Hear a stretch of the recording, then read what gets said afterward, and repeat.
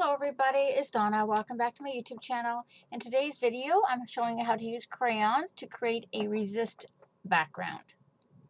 So this is my pack of crayons I have. It's a 152 pack that I purchased off of Amazon. I did have the smaller packs originally, but I decided I love this technique so much that I wanted the bigger pack. So this is, I believe, the biggest pack that they come in, but some of them, these gel ones, weren't in this pack, so I decided to put them in, as well as some metallic ones that are going to be duplicates, in with my crayons, just so that I would have them there. So I removed my sharpener and just put those in there.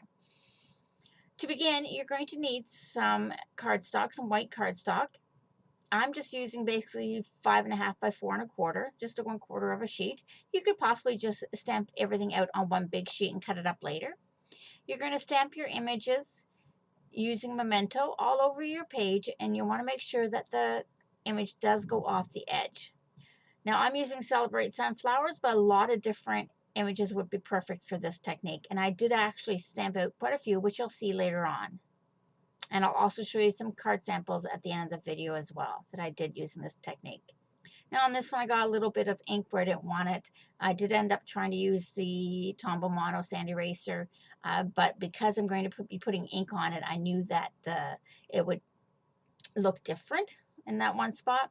So now comes the fun part. Now I'm taking my crayons and I'm simply going to color in all my sunflowers. I'm going to pick out a yellow, and I'm going to color in all my sunflowers with that yellow. Now I believe I may have switched to a metallic yellow for it.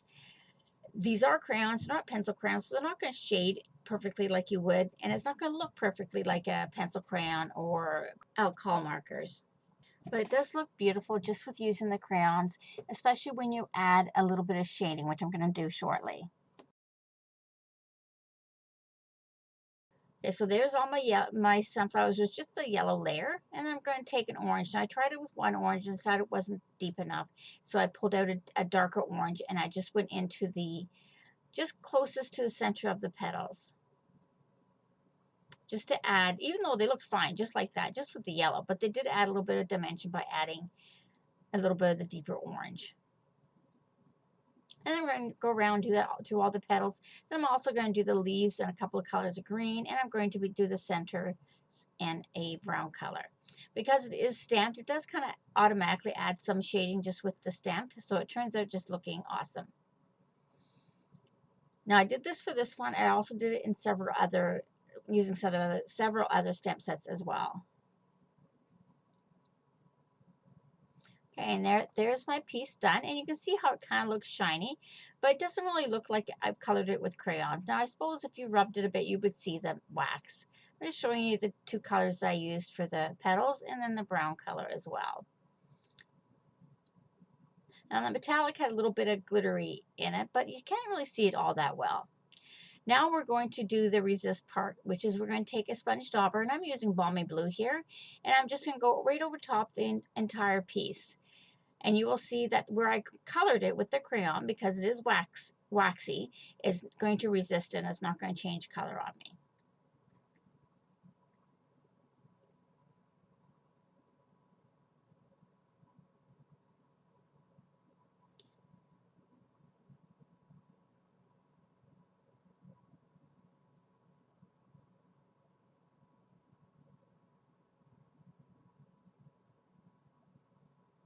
Once that's all done, I'm just going to take a piece of paper towel or a cloth and just rub off the ink off the resist areas, just to brighten up those sunflowers just a little bit.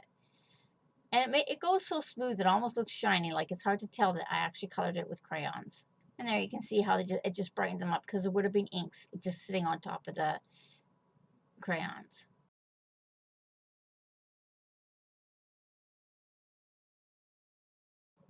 Here's just a few more that I did with different stamp sets. You can see how beautiful they turned out. I absolutely love the butterfly one, which I did with the Highland Heather ink in the background.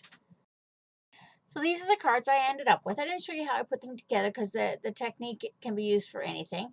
That's the one using the one I showed you. And then this one is just a piece off of one of them. Now all the embellishments that are on these ones are embellishments that I had left over from other projects, I keep them all in little baggies so that if I want something, I'll look there and grab it. Especially, it just helps me plan out cards by having those still sitting there, and then I don't have to stop to punch out or color anything else. For that leaf one, it's just the centerpiece was the resist. And this one just used the outside part of the one I showed you. I just used the stitched rectangles to cut them out. So I had one little piece left over, so I might as well use it. Same with that daisy one. I cut it up smaller, but I still had one piece left over, so I used it on a different card. So those are the cards I created today using the crayon resist technique. I do hope you give it a try. Please subscribe and hit that bell icon to be notified each time I upload a new video. Thanks for watching and stay safe.